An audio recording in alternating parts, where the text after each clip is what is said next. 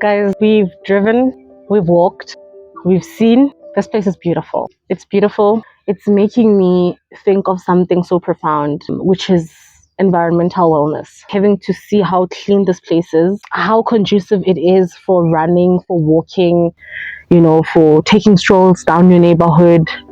I feel like it made me realize that your environment matters. The place you put yourself in, it matters to your mental health. I mean, all these people that are running, walking, they're clearing their minds.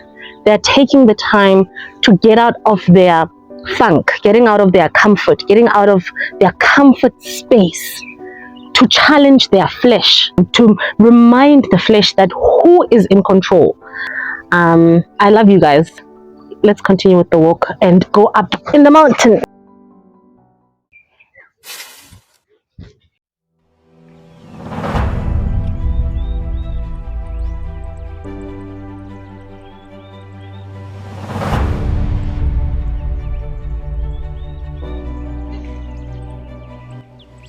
It's tough, but we're doing it.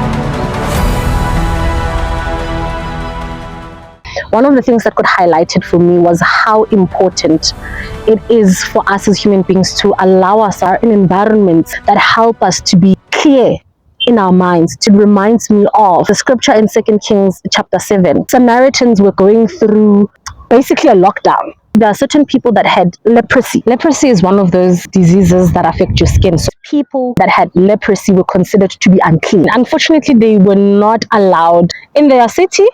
Even in the enemy camp, they had no supply of food. One of the men, when they were sitting there, asked them, are we going to sit here until we die? This speaks to a lot of us. Some of us are sitting in our homes watching this video on your phones, depressed, comparing yourself to other people, thinking, is this where I'm going to end up?